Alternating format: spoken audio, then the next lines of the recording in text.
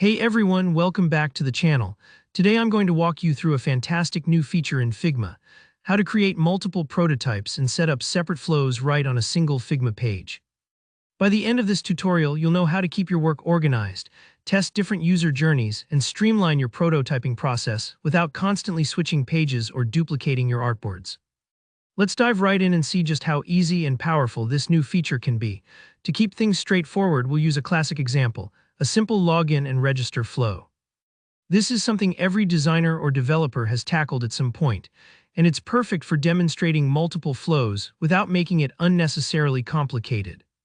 First up, I've already prepared a basic component. It's just a simple login box with a couple of fields and buttons. If you're working along and don't have something ready, don't stress. Any basic layout will do for following this process. Now, what we'll do is duplicate this component. Over in Figma, you can just copy your login box and move it outside of your current frame.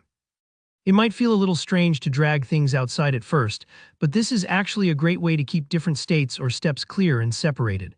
Once you've got your copy, let's transform it into a register box. That means you'll probably want to switch up the title to register and tweak the fields or buttons as needed. Maybe you'll add an extra field or two if your register process asks for more info than login. Think of this like switching costumes in a stage play. Your box is basically the same, but now it's ready to play a new role. All right, with our register box set, let's take things a step further. We're going to create a second frame. Frames in Figma are like scenes in a storyboard. Each one holds a different part of the user's journey. So in this new frame, let's design a simple register success pop-out. Picture what a user would see after signing up successfully. Maybe it's a friendly checkmark, a welcome message, or even just a confirmation you've registered. The goal is to show a new layer or result after registration. With our UI elements set, it's time for the fun part, adding interactions and actually turning this into a working prototype. Head over to the Prototype tab in Figma. Here, where we'll start connecting these pieces and defining the flow.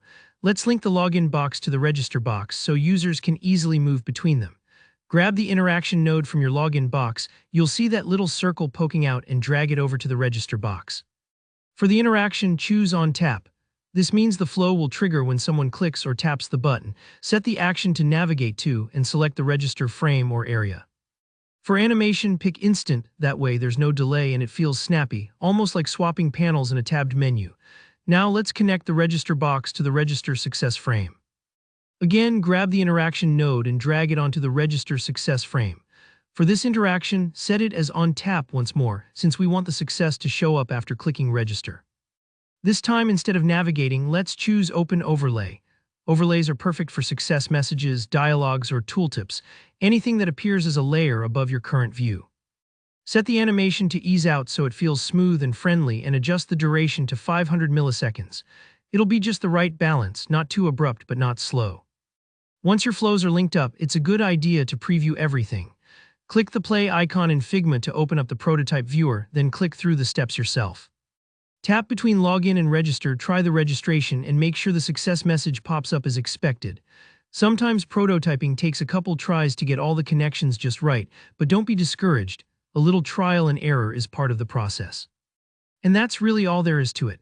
You've now set up two separate flows, login and register, all in one Figma page, and you can easily add even more flows as your project grows. If you found this tutorial helpful, go ahead and give it a thumbs up, and let me know in the comments if you have any questions or want to see more tips on prototyping in Figma.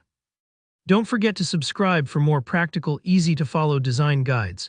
Thanks for watching, and I'll see you in the next video.